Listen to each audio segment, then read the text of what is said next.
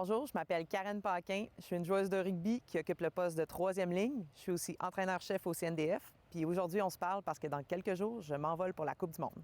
La Coupe du monde qui se déroule en Nouvelle-Zélande, en plus, c'est comme faire un pèlerinage à la Mecque du rugby, en quelque sorte. Absolument. Pour nous, d'aller en Nouvelle-Zélande jouer la Coupe du monde, c'est vraiment, comme tu dis, c'est de retourner dans le berceau du rugby. On sait que, bon, même si le rugby vient pas de là, c'est là où le rugby le plus connu. C'est vraiment un endroit où est-ce que c'est comme venir jouer au hockey au Canada. Donc, ça va être assez trippant pour nous. C'est un sport dans lequel le Canada performe bien. Je regardais pour la Coupe du monde, vous êtes même classé troisième. Là. Vous avez vraiment une...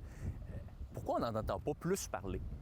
Bien, moi, je pense que, en fait, les gens au Québec, les gens au Canada aiment le rugby, ils le savent juste pas encore.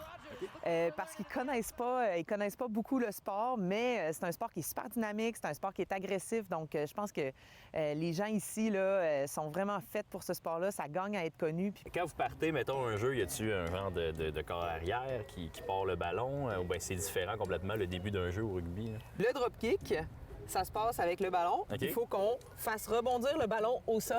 Okay. Et une fois qu'il rebondit, il faut se timer pour faire le botté. Il y a à peu près la même forme qu'un ballon de football, hein? Oui, un peu plus gros, un peu plus rond. Oh, là, j'ai juste manqué complètement. Donc toi, t'avancerais. Mettons, j'arrive de même comme ça. Moi, je vais encercler. Puis là, tu te fais tomber. De même comme ça. Puis je viendrais tomber avec toi. C'est avec l'autre cours. Puis là, en même temps. Tu fais ta passe.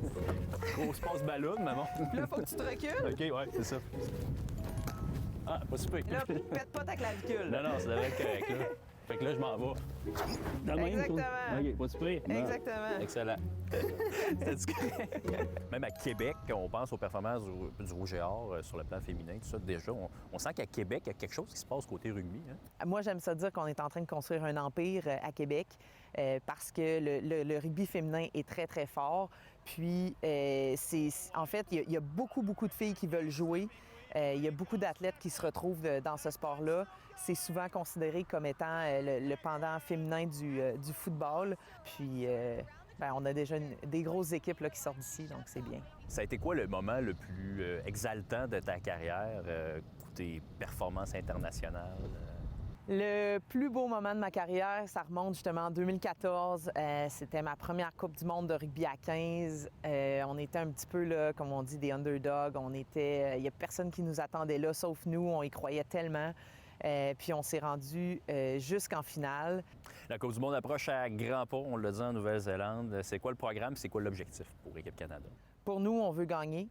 On veut gagner, on veut faire un podium, on veut prouver que malgré la COVID, on s'est débrouillé là, pour avoir une grosse équipe. Toutes les filles sont parties, sont allées jouer à l'extérieur. On a vraiment fait des gros engagements, des gros commitments là, pour notre préparation. Puis on espère arriver prête. Puis on sait que la compétition internationale, elle va être très rude, mais on se permet de rêver de la plus haute marche.